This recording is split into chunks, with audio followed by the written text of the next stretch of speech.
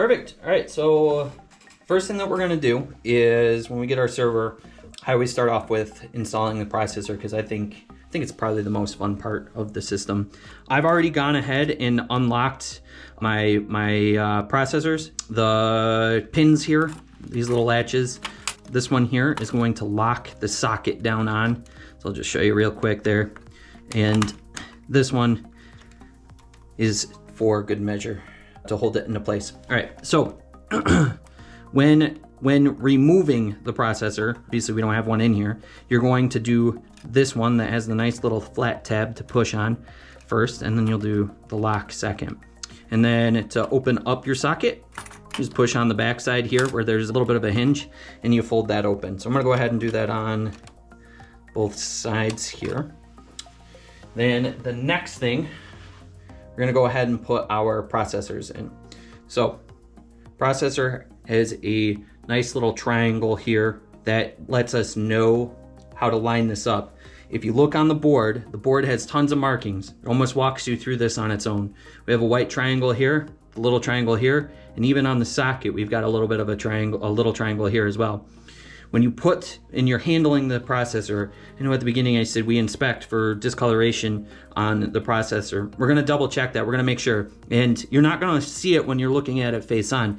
Sometimes you gotta tilt it a little bit and try to see. I don't know if you're gonna see it on the camera. This one's perfectly clean. We actually took this out of our production environment that's already been cleaned. We know that it's working, it came out of a working system.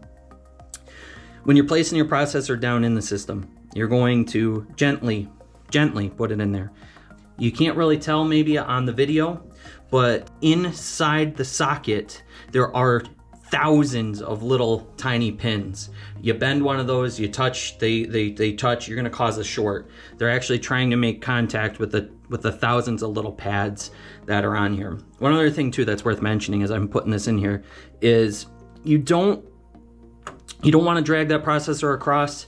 You also don't want to touch the top of the processor. Your hands will have oils on them, and it's not necessarily as crucial for the processors because as far as the thermal compound's concerned, the oils don't mess it up that much. It's really imperative when you're working on memory, you're not touching the gold on the memory. That's where the oils on your hands can really do some damage. All right, so I'm gonna go ahead. I know I didn't lock up that other one. I'm gonna drop them on here. Again, line up the gold triangle on your processor to the white triangle to the black triangle that's in your socket. Drop that on, handle it on the side, check for discoloration. This one looks great, perfect. And these are all for sale, by the way. We sell a lot of this stuff on our eBay page. You can also call us too and talk to a account representative here, and we can sell pretty much everything that you're seeing in here. I think the one thing that my guys might tell me is we don't really resell the isopropyl alcohol. So I don't know if you just were seeing here, I closed up our socket. We got two of them here. There's two processors in this system. The first thing that we do is I make sure that the socket here totally covers the processor, locks it in, and then we use this little lever right there. If you watch, that is what's locking the processor in place. And then there is a little bit of resistance there. I mean, it's a spring. It's there to hold that in. When the system's running and the fan's running, you're gonna have a lot of vibration, so you want that processor held down real tight. Go ahead, you do your lock, and then do the other spring as well too there. One thing that I like to do, because you guys just watch me touch the tops of these, I just take a little bit of an anti-static wipe. I just wipe it off, make sure that none of my fingerprints are there, oils are on there. You can see that there was a little bit of a tarnish from some leftover thermal paste that might have been on a corner or something that just didn't get wiped off while it was in processing. And that's why we wipe it, because we double check everything. So the next thing that we're gonna do is we're gonna apply our thermal paste. Now, something that I wanna mention now that we've got a close up, I'm not 100% sure how well this is gonna come out, but on the heatsink itself, you can see that there's a faint circle here, almost perfect, okay? So what happens is in the factory, when these are going across an assembly line, a nice machine comes in and they put a nice circle dab of thermal paste on there, you know, the perfect amount. But one thing that's worth noting, and one thing that we see on all of them, is that the heat sinks themselves have a faint color of untarnished copper. That's really where the thermal paste sits. And then you have the really dark section of copper. That actually shows us that there was a lot of heat there. It kind of got burnt, a little bit tarnished. These systems run really, really hot. So you'll actually see some tarnish in there. So when I go ahead and I actually apply our thermal paste, the method that we teach everybody here is the square pattern. And a little bit goes a long way. You don't have to apply a huge glob. We do about 15, 20 of these a day. So I've got a little bit of experience doing this. I've been doing this for a very long time. And you'll see, I'm gonna do a square, about a 1/4 inch on the inside of the processor. Notice that it's not a lot. I missed a little spot there. And then go across, again, 1/4 inch, just lightly pushing the syringe down in. And then, so that we can make sure that when the processor or the heatsink goes on the processor, we gotta make sure that the thermal paste goes evenly across the top of it. So what we'll do, we do a couple lines across here, probably about 1/4 inch to an 1/8 inch thick.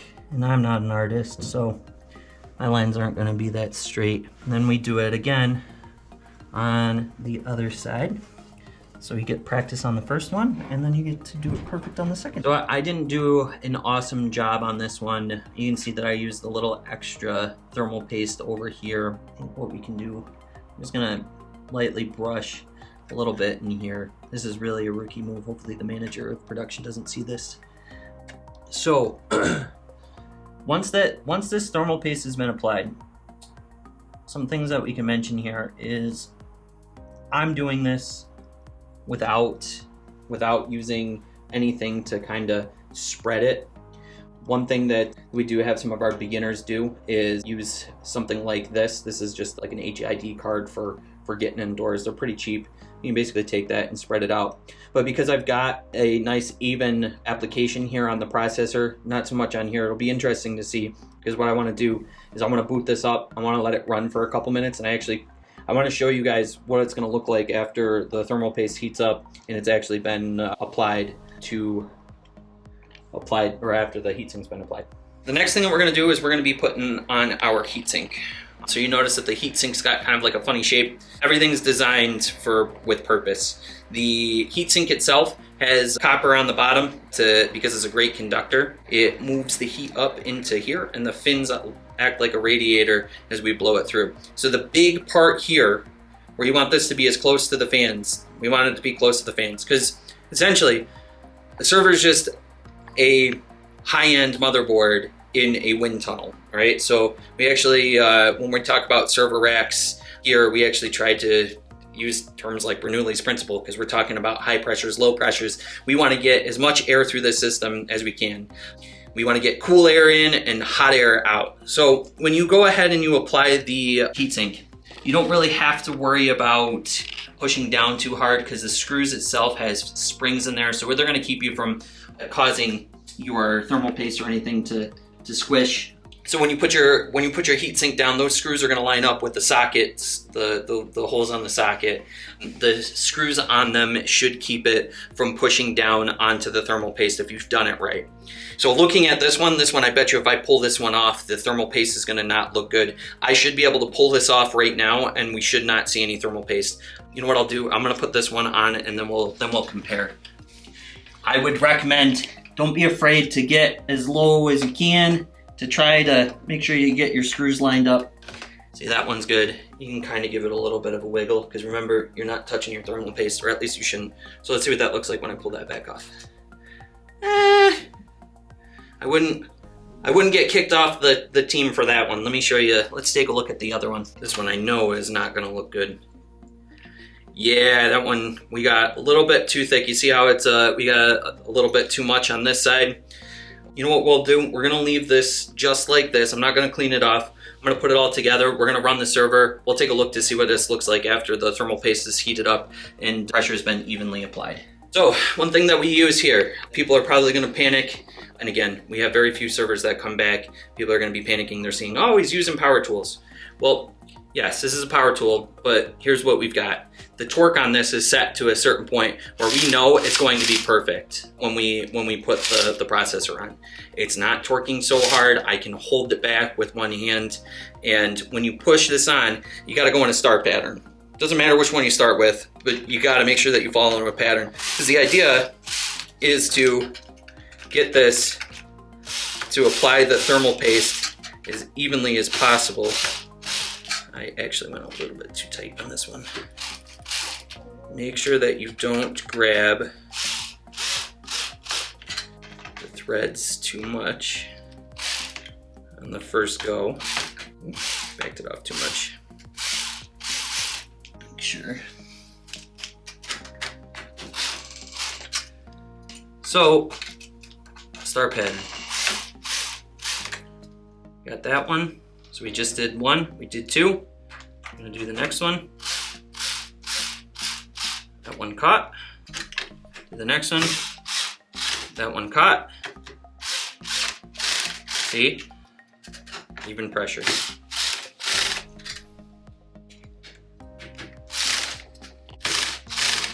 And then give it just a tiny little, just to make sure that I'm not moving it a lot. If you guys don't have something like this to measure torque at home, to make sure that it's even, I would just say, try to feel it with your hands. Make sure that you're applying even. Don't wrench on there. This doesn't have to be incredibly tight. The spring is there to make sure that this is got even pressure applied as well. So same thing. That one caught. That one caught. That one caught. And then we'll do the last one. Start pattern. We'll send it home, come back, make sure that we're even pressure all the way across. Here we go. Perfect. All right, make sure that we're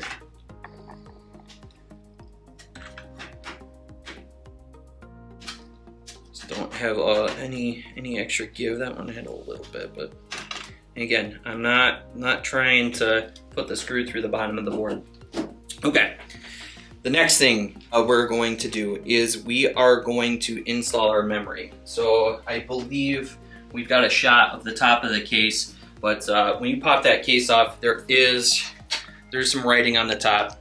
I think what we'll do is we'll probably put a still over top of this, but really we're looking in this section here. There is a sequence for the memory. You've got two processors, there's banks and everything.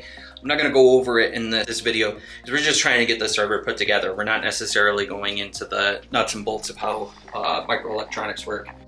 But one thing to mention, the sequence on this does show that it's a sequence of 1, 2, 3, 4, 5, 6, 7, 8, 9, 10, 11, 12. We have two processors. On the board itself, there is labels. So we have bank 1 and bank 2. You'll show B's and you'll show A's. And if you need to figure out which one is A and B, you can use your fan shroud, show which is which. All right, so we're gonna populate our memory. There's two separate banks. We got our processor 1, processor 2. The fan shroud is gonna show which side is 1, which side is 2.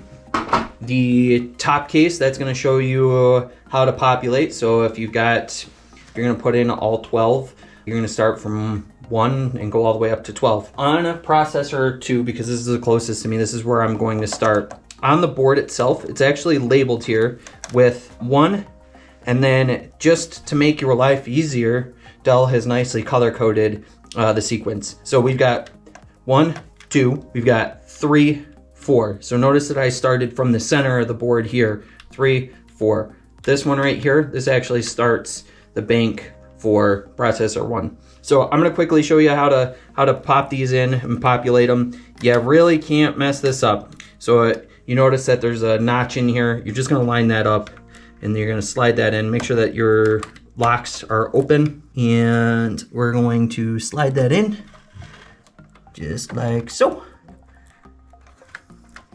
And then you apply even pressure till you hear it click.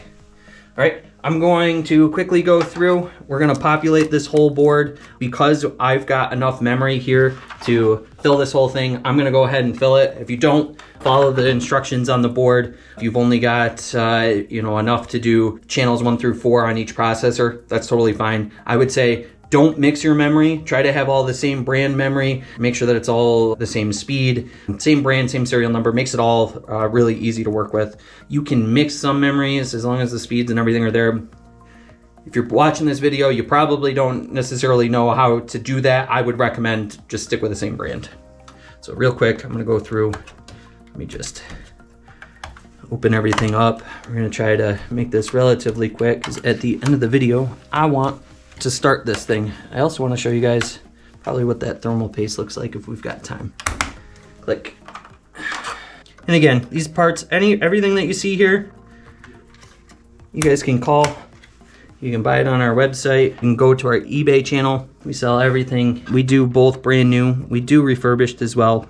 We sell custom built servers, full built servers. Go ahead and talk to our sales team. They'll get you in touch with an engineer if you need to talk about your solution. We do have network engineers too here that can help you with anything else networking related. Let's say that you're here watching this video because you need help building up a server for your business and you actually need IT support. It's a good time to talk about the department that I run, the MSP department, where we provide support for businesses. We're basically an outsource all of your IT to us, where we'll do 24/7 monitoring. We can provide you with your antivirus, any reporting.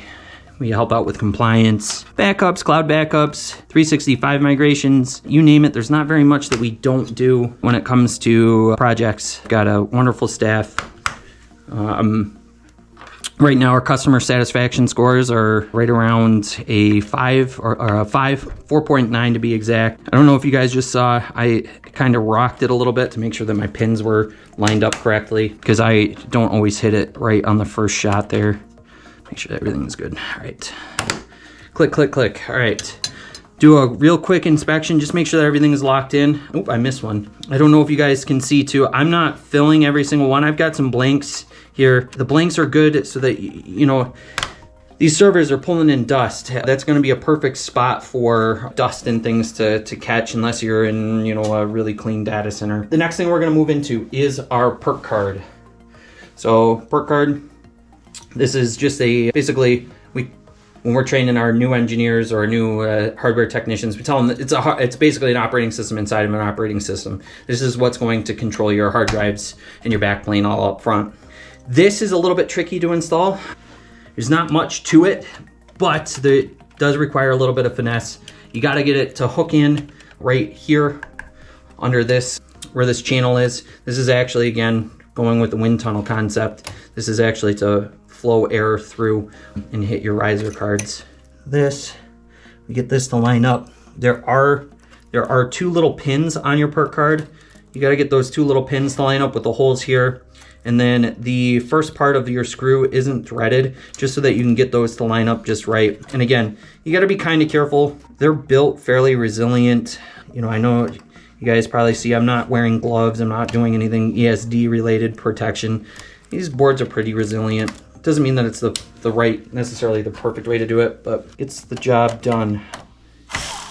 So again, just like on the processor, you don't want to send it home right away, but you do want to try to get it to even application. So right there, let me just double check, make sure we're not over tightening. Perfect. Great. Perfect. Perc Card is in. Let's take a look at our cable management. They gave us a nice tray for us to be able to make sure that all of our cables stay out of the way and keep the airflow perfect through here. The next thing that we're going to move into is putting in our fans. What's pretty nice is they do show you the direction of the airflow. You kind of really can't mess this up, but if you try to put this in backwards, it's not gonna work. These fans have been tested. We've gone through. They've checked to see if there's anything wrong with them. Make sure that the fans are all spinning. And essentially what we're trying to do is get these little gray connectors into the black ports that are all along the board here on the left-hand side. Airflow, we're gonna suck the air in from the front and push it out the back. So go ahead and get that lined up. now that the fans are in, we're gonna go ahead and we're gonna put in our copper, our Nic Card. Basically, this is pretty straightforward. It's got 2 screws on it. The connector is right here. You gotta finesse it just a little bit, go in at an angle, push it down, and then push on the buttons here. So it goes in, just like that. Make sure that it's nice and snug. Make sure that it's there. And then there's 2 buttons, 2 little push tabs where they're nicely labeled. Go ahead and you push. Make sure. Didn't have it pushed in all the way. There we go. All right, I don't know if you guys just saw, basically I didn't get it pushed down nice and snug into the front part. And then the plastic screws, we can hand tighten those. Those don't have to be done with a screwdriver. I'm not too worried about them coming loose or vibrating. The other thing too, I don't know if you guys saw when I put that in there, they got a nice heat sink on that so that it can actually filter the air that's gonna come through from the fans once we put the shroud on. All right, so the next part that we're gonna be installing is our riser cards. This server's got 3 riser cards. The way that these are all built is to make sure that the airflow and everything comes through them nice. This one's already got our spacers in them. Pretty straightforward. Everything has everything has a slot or a space to slide into. You can't really mess it up. Right on here, there's a couple rails for it to kind of slide into, slots for it to slide into. Check, make sure that you're in. Push. Good. Riser card number 2. One thing to point out: your power, where you're going to be plugging in, if let's say you had I don't know, a graphics card or a card in here that requires a little bit more power, we're going to make sure that you want to make sure that this is facing in the back, because once this you can't really install it that way. So again, you got your rail there, line them up, check them, make sure we're good. Press, good. And then the final card number 3. And what's really nice too is they actually do tell you that it's the riser, or riser card 3. Again, power goes in the back. Actually, before I install this one, I want to make sure that I got my spacers in here. Spacers are really important. It's not just to make the system look pretty. It's really to actually make sure that the air is going to the parts that are most important in your system. If these were solid metal, you wouldn't get airflow through them, but you want some airflow, because you also don't want necessarily, you don't want the system to overpressurize too. Again, it's all science. Gigantic wind tunnel. These blue tabs, these are to lock and unlock those spacers. So back, power goes towards the front of the server. Push, make sure that we're good. And we should be all set with our riser cards. All right, perfect. So we got our riser cards in, we got all of our memory done. So the last thing we do before we go ahead and we put on our the shroud for redirecting airflow, I'm just going to do a once over. Normally out on our production floor, we have what I would say is one of the best hardware engineers in the Northeast. Just do a quick once over. Let's make sure that everything's there. We just check. We got to make sure all of our memory is installed, built to spec. Make sure that we've got all of our blanks in so we don't get any debris or anything in those channels. Also, it's good for redirecting airflow. Let's just make sure that all of our memory is clipped in. Some things that we'll see in servers where maybe another technician's worked on it, say that one of these is not clipped in all the way. What ends up happening is that the server might boot, but you might have some weirdness in it, whether it be blue screens or just the server crashing in general. Make sure that your heat sinks are there. Make sure that all your screws are tightened down. Make sure that your riser cards are good. There's nothing else left to do. Put this on. Very simple. It's the easiest part to put in. Perfect. Airflow goes through, runs through our cards. If we had other riser cards or anything in here, we're gonna have great airflow for those. Final step, the very final step, go ahead and we put our top cover on. I always have a tendency, first try. Every now and then when I go to put these on, I can never get it to line up right. And I open these up and close them all the time.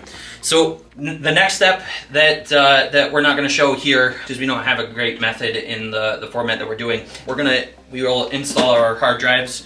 Now, one thing before we install an operating system on these, at that point, if our order has the RAID configuration that the customer wants, a lot of the times I request builds from our production team or our production department for clients, my local clients. I actually will request the RAID configuration and everything, and it'll come up to my team to be installed.